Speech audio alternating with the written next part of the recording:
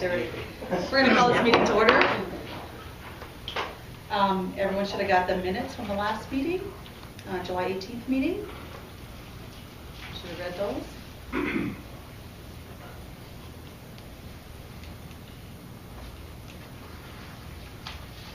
Motion to approve the July 18th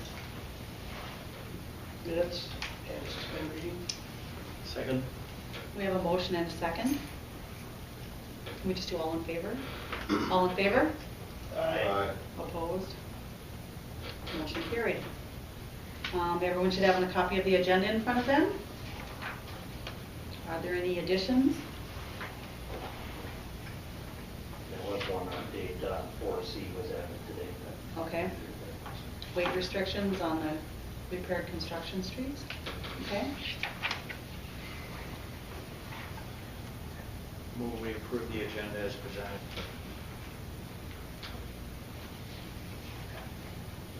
Second. We have a motion and a second. All in favor? Aye. Opposed? Okay, motion is carried. Okay, we're going down to 4A, 2016 street project update. I'd like to present, Commissioners. I'll start with the easy stuff. Wild Rose Lane is ready for asphalt. We're just on hold on it. Most of you know that they've been attending the weekly meetings that Williams Development's going to be connecting water and sewer, so they'll be cutting through it. So we just want to wait on the asphalt. Sunflower Lane, they put curb and gutter on last week. They're working on driveways now and the valley gutter on the west side of it on 12th. Bechtold is still working on the patches on 7th. They're having some issues with those. Right along the curb, somehow water's getting under it, so they have to keep pulling it out, but dry material in. So just need a few days without rain so they actually can get it fixed. That's basically what that is. They're going to be moving up, the concrete guys are going to be moving up to Fayette probably tomorrow or Wednesday to start curb and gutter up there and then sidewalk and driveways on the north part of that. So, and the big thing that's been going on, most of you are aware, on 12th Avenue and 11th Avenue and Fayette as well. Once we milled it off and they started working on some of the patching, the trucks and just traffic on it kind of made it fall apart. Most of the issues that we've been seeing have been old patch areas. If you look at them, they're all straight edge, and then everything in the middle of those straight edges are just alligator and falling apart. So what we have proposed doing, what we've talked about at our meetings, is on 11th Avenue, which is the one by the city shop, I believe. We're going to full reconstruct the rest of that road, aside from what they've already patched. And that, I ran the numbers, that will be an increase of $70,000 on that street alone. 12th Avenue, they've already patched the majority of the east side of it, and the west side is in pretty bad shape. So what we decided to try and do on that road is save as much as we can from the driveway, the north driveway of Krause's to Sunflower Lane. We're going to take 14 feet wide along the curb all the way up, and we're going to fully reconstruct that, because that's where all your traffic is anyway. It's not on the crown of the road or anything. So running those numbers, that's an increase of $62,000 on that street. And then Fayette, we did get a price from Clary with Bechtold on, we're trying to minimize the cost of the patching, so we're just going to, instead of digging down 14 inches, putting gravel and then asphalt on top of that, we're just going to dig down 3 inches, put 3 inches of asphalt, and then we'll overlay with another 2, and usually that can bridge any soft spots. So that increase with his cost that he just got us would be $17,000 on Fayette. And the point of doing that is to minimize truck traffic. If we're digging all of that yardage out to patch all this stuff, it's just more truck traffic, more damage that we can do to the streets. So we're hoping that this solves that. We don't have to do what we're doing on 12th and 11th on that road. 12,000 On Fayette, 17,000. And that's as I have currently measured. So if more, more will probably fall apart, but hopefully that stays right around that number is low.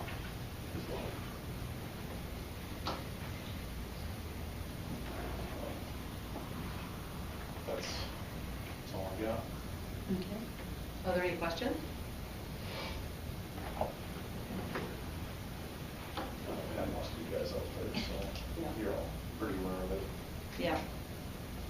So,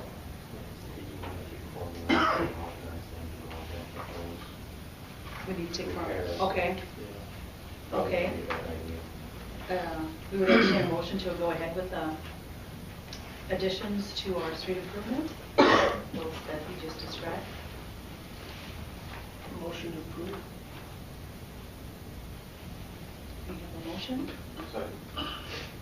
Any discussion?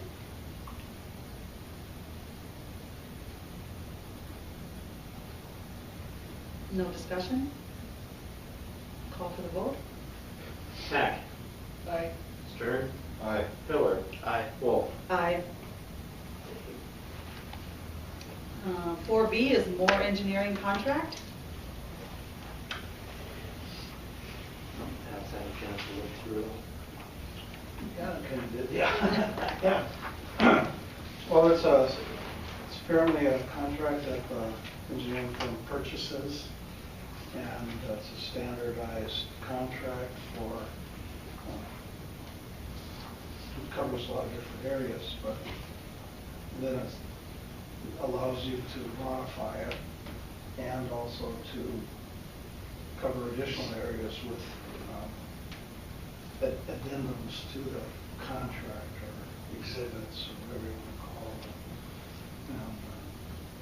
I didn't really see much in there that would require any kind of changes because it's all so standardized that you're buying their services.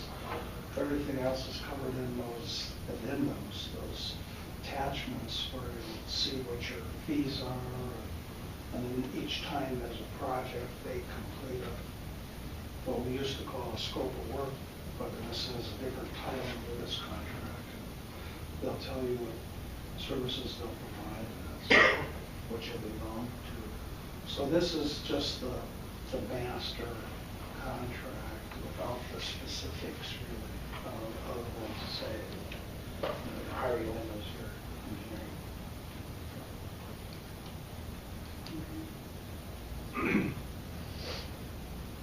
Do we need to? Oh, okay. Mark, did you have anything to add? Well, I mean, Pat described it very accurately. I think the task order is what you were referring to as far as the scope of services. But yeah, the whole idea is this is just kind of a master, and then as projects come along, there'll be a specific task order. The billing rates, everything are included in here, so really it's just a matter of negotiating the hours it would take for a particular project, whatever it would be. So yeah, I mean, I have that. This is the oath that Monty had sent. I don't know if I give this to Monty or... Yeah, I'll Okay. So anyway, we have that. And then if you have any questions about anything. Are there any questions? No? Act on the, accept on the contract. Okay, so we need to have a motion to accept the contract. So moved. Okay, is there a second? Second. Is there discussion? So we decided on a one year, correct? Correct. If I'm not mistaken.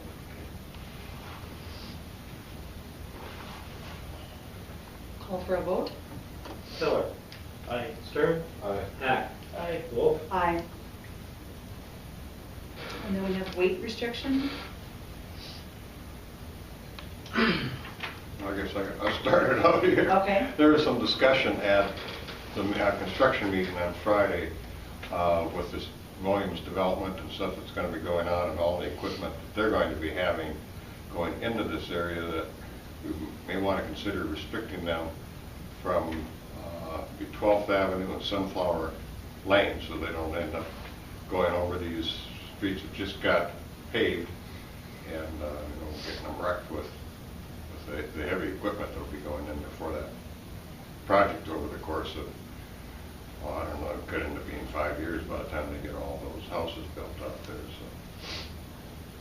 So that's what was brought up, and our ordinance does allow us to place restrictions as far as restricting commercial vehicles.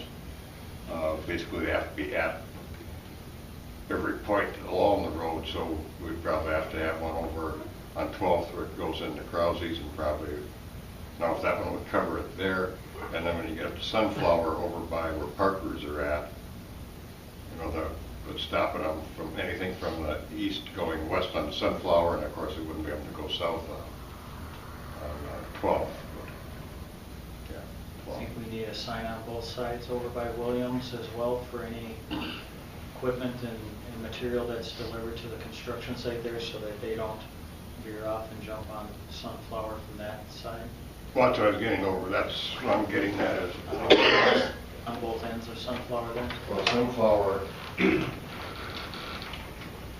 This is where Williams are at here. So I guess if you had one here, I guess that would stop people from going here. And if you had one over here, but they can't get in here, then they shouldn't be coming down. I mean, we should have around, unless they do for up, unless we stuck another one out over here.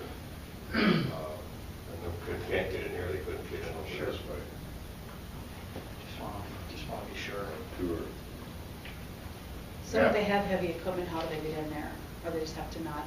Well, they'd have to come down the 11th, and that's the street they're going to end up building. Okay. So, yeah, they're doing everything on 11th down here, and then of course with it. Okay. And we have those signs at City Shop Run, or no? Huh? There's no truck traffic signs already today, and I'm not sure when they're done. They don't make them every day, so, they're gonna ship them up there as soon as they're made. Did you make a handful of them, or? Got 8 of them. Chairman, under state law, what you must do then to enact this is put this into an ordinance form. So you should identify where you are putting these weight restrictions for the purposes of the ordinance.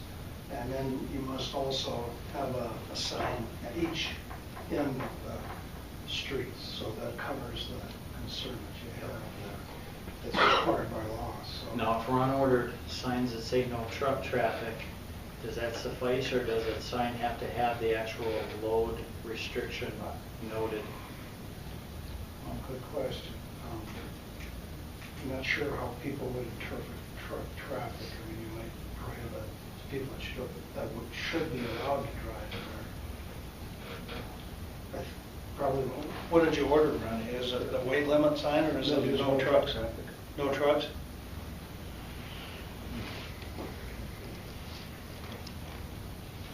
Or could we just You could put that in we the put a ordinance. weight limit underneath there? Yeah, that might be what we would do. I mean, even on state highways, even where there are weight, or county, where there are weight limits, they could buy a permit to avoid that and still drive, but I don't think we want to allow that in this case. And so, if some of those things can be just incorporated in your ordinance, and that'll require 2 readings, then, Right. Isn't that covered in these sections You that it think- sets out, though? By just saying that you can do it? Yeah. Well, I think it has to be more specific, though, for purposes of enforcement, though. Well, it does say no person shall operate any vehicle with a gross weight in excess of the maximum indicated weight. So if you put the weight on there. That's right. Well, if it does say that, then you could, Then you just need to put Then a you could weight avoid that. sign on there. Yeah. And we can avoid the ordinance. The ordinance. Yeah, Yeah. unless you're gonna do something different penalty-wise. You're gonna do the regular penalty list. Madam Chair? I guess then the question for Mark is probably what weight are we looking at? Okay. Do you know the weight that we'd be looking at to Save that. save the roads? Either of you. Either of you, yeah. Most cities are 80,000, but I think on some of those, it wouldn't be too bad for Sunflower, but 12th being, half new, half quite old, you may want to reduce that down to 60 or 65,000 gallons, would be my guess. Yeah, I wasn't part of the original discussion for that, but yeah, I would agree that you would want something, I would think no more than 60.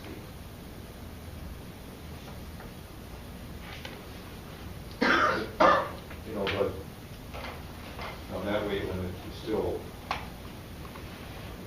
a lot of weight. Having a cement truck isn't going to weigh that much. I think it should be, like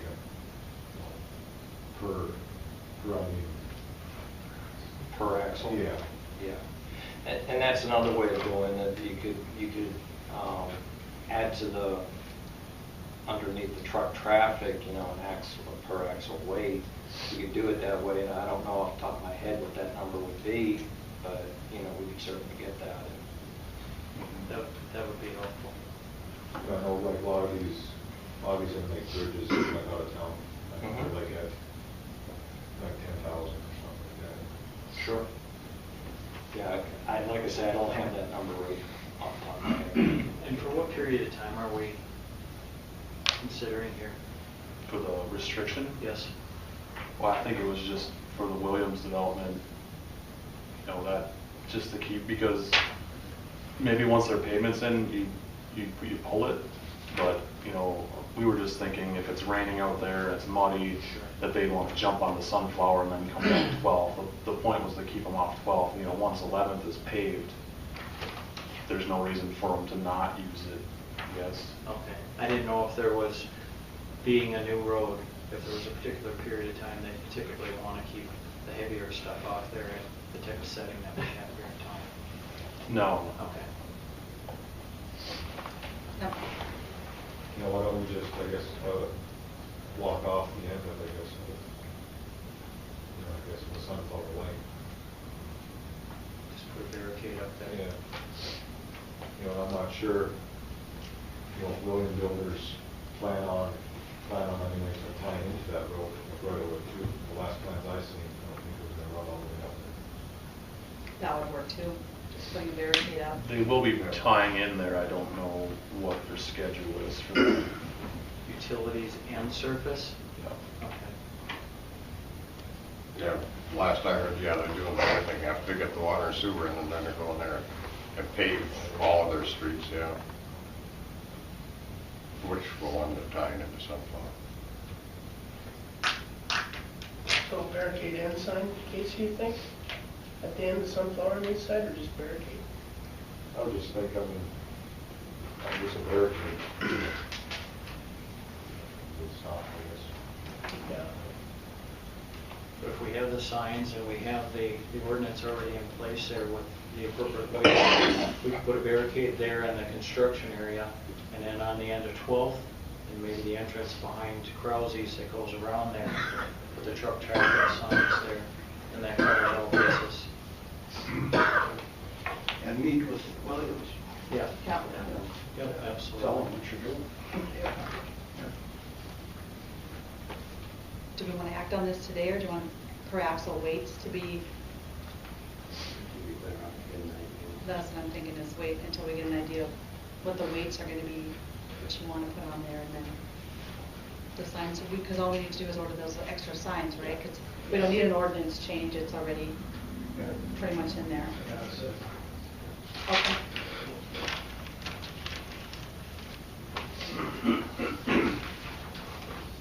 Okay, then we're on down to 7A.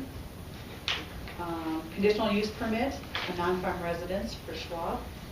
Okay, I think you all have a copy of the application that Tom and Renee have submitted.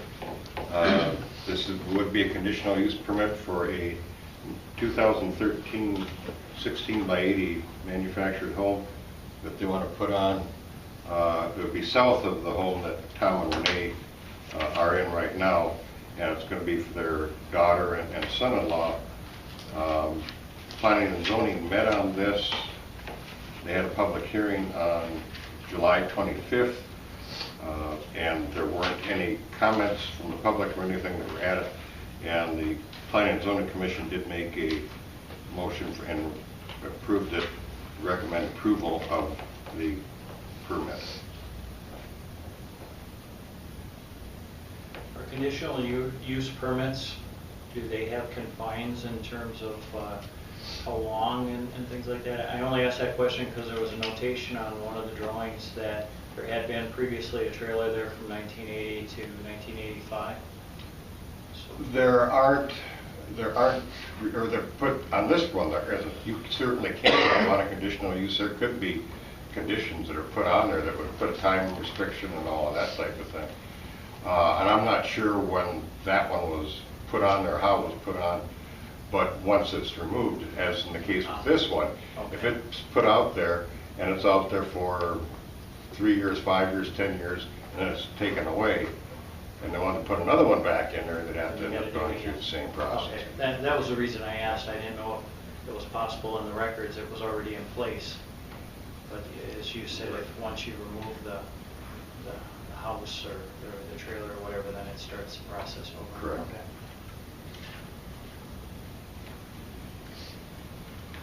Okay. We need to have a motion on. So moved. Second. Is there any discussion? All of the utilities, water and sewer and stuff is all localized out into the area? Well, that's one other issue we bring it up. I don't know, well, the water, or the sewer they'll end up tapping into, we're going to tap into an existing well or a septic system, the one that's out there for your folks right now. Yeah, we have our own drain field. Yeah, they have their own drain field. The water is a little bit iffy. I guess there is an artesian well out there. They're looking at tying into that. One other option is they may want to tie into Southwest Water. And Southwest Water has said that they would need a letter from the city giving them permission, giving Southwest Water, I guess, permission to get this home serviced. So that would be another issue. At this point, they're looking at tying into the well, but if that doesn't work out, yeah, then they'd be looking at doing the Southwest Water.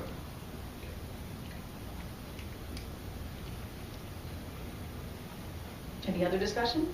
We need a separate motion for that, or? I'm not this Right. time, On the letter? because we don't know what they're going to be doing, right? It could wait, I would Yeah. imagine, until They find out which way they're going on the water. Any other discussion? Roll call. Miller. Aye. Hack. Aye. Stern. Aye. Wolf. Aye.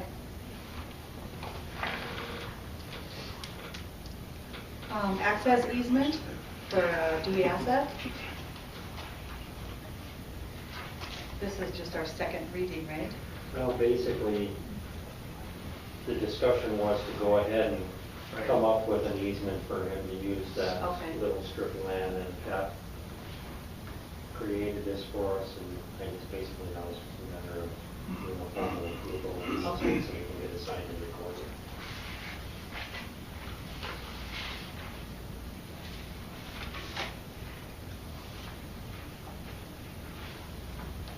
Okay, we would entertain a motion. Motion approved. Is there a second? Second. Discussion?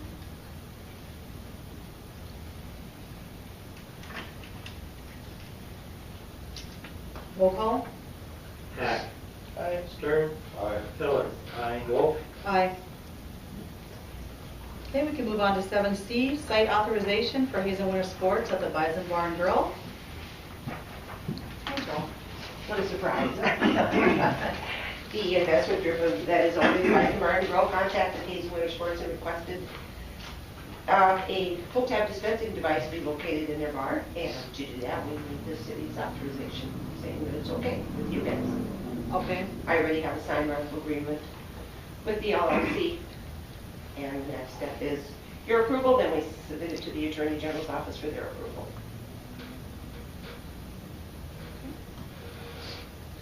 We would entertain a motion. Motion approved. Second. Any discussion? Roll call? Hack. Aye. Miller. Aye. Stern. Aye. Wolf. Aye. Motion approved. Thank you. And now we're down to reports. We have water and sewer.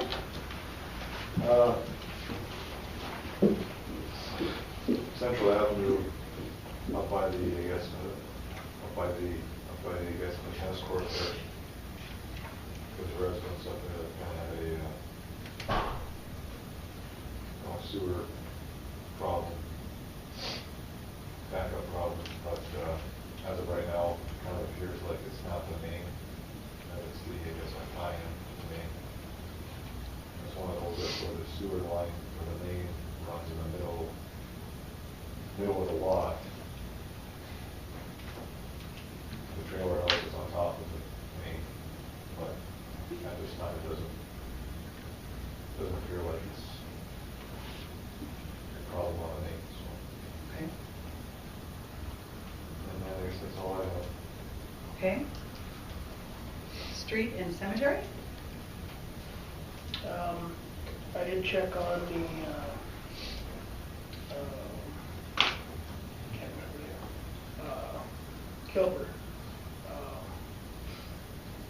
on the trees in the cemetery. And I checked with Samantha on that, and she did contact her, what was her name again, Monty? Marguerite. Marguerite.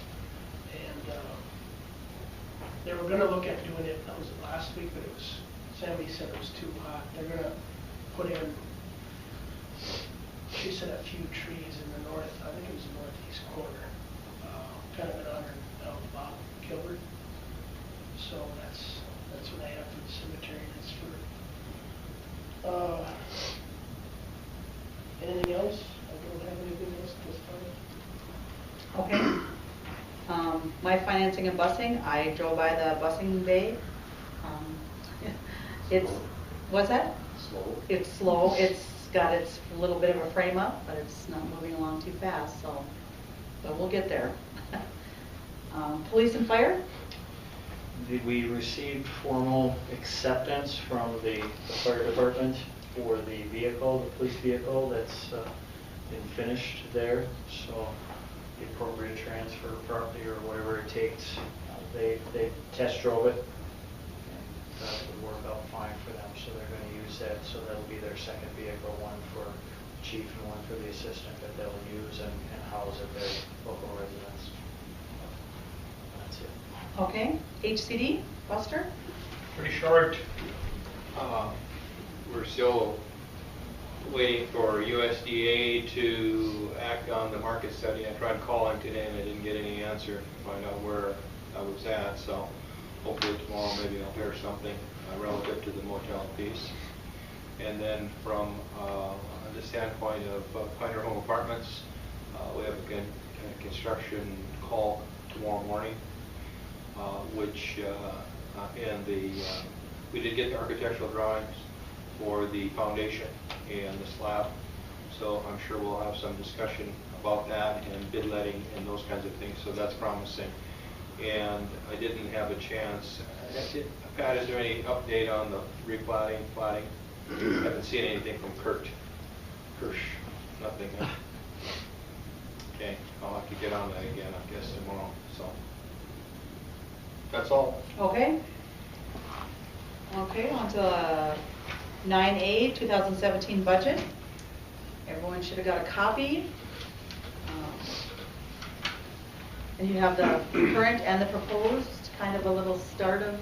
Yeah, these are some very preliminary numbers. We'll have to get together with the department heads and new portfolio orders and see it and what the needs are and how we're going to address those needs and salaries and those types of things. Just, like I say, just some preliminary numbers we can start looking at. Okay, so just get a hold of Monty and Yeah, I'll be And your getting department a hold heads. of you as well Okay. and setting up meetings with everybody. okay. Okay, so look that through and come with your recommendations. And next we have approval of the bills. Everyone should have a copy of those. Tomorrow I'll be ready to meet. And all those from today.